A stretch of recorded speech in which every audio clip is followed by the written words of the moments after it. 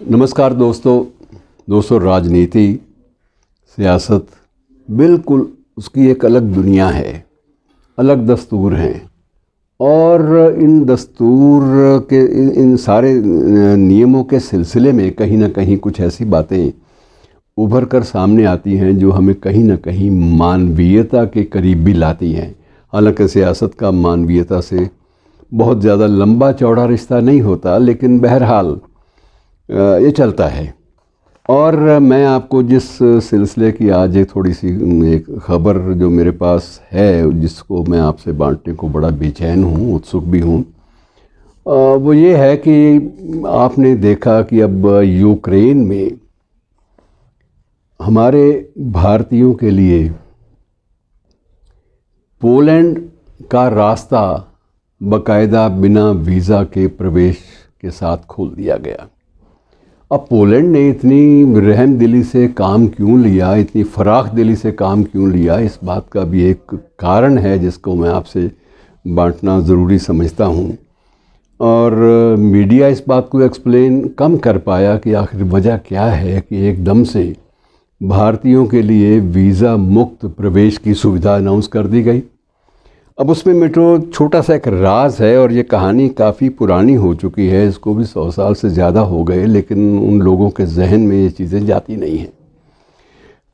1942 की बात है मित्रों, जब हिटलर ने पोलैंड पर हमला किया और दूसरे जो विश्व युद्ध है उसकी शुरुआत की, तो उस वक्त ये हुआ कि पोलैंड के सैनिकों ने जब देखा कि अब ये हमला हो गया है, और हमला भी एक बड़े तानाशाह ने, उसकी फ़ौजों ने किया है, अब इससे निजात अपने परिवारों को कैसे दिलाएं।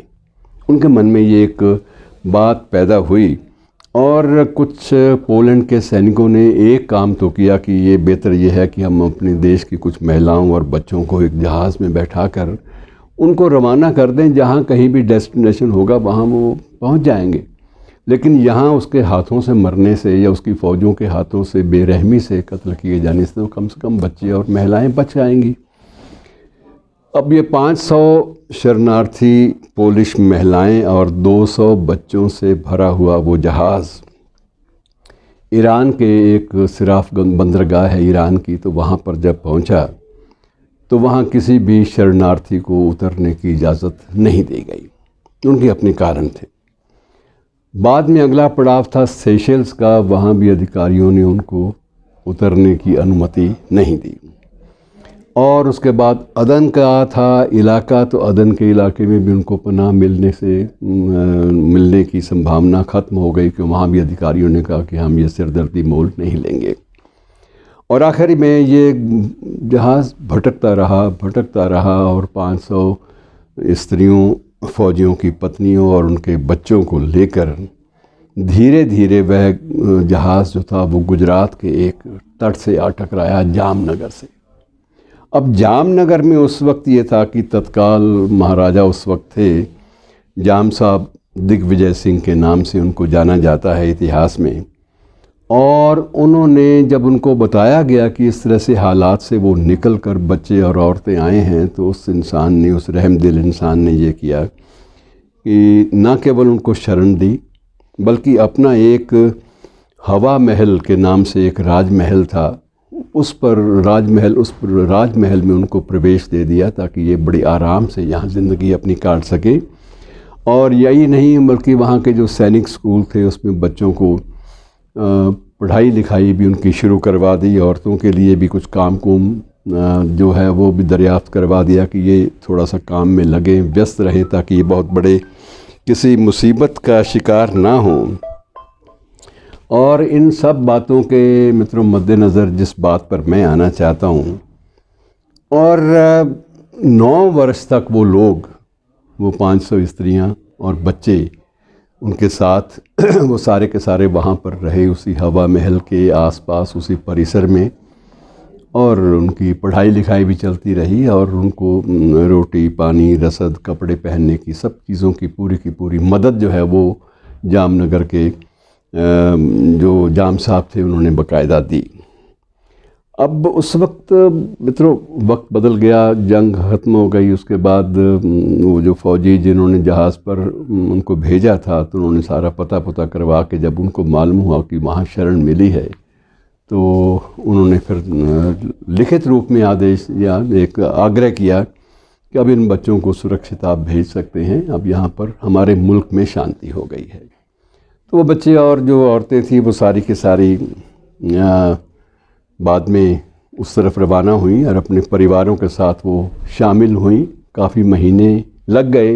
बहरहाल उसके बाद पोलैंड के निवासियों के मन में एक श्रद्धा का भाव जामनगर के जाम साहब के बारे में निरंतर बना रहा।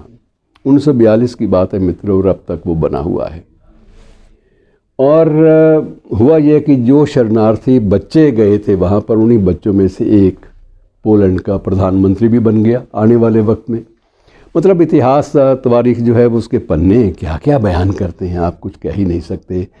कहाँ कहाँ आप सोचेंगे, लेकिन मानवीयता काम आती है। और उस वक्त जो बाद में जो पोलैंड का प्रधानमंत्री बना उसने, और बाकी जो सियासतदान थे महत्वपूर्ण पदों पर पहुँचे हुए, वो अपने उन पूर्वजों को या उनके एहसानों को, जामनगर के एहसानों को वो भूल नहीं पाए।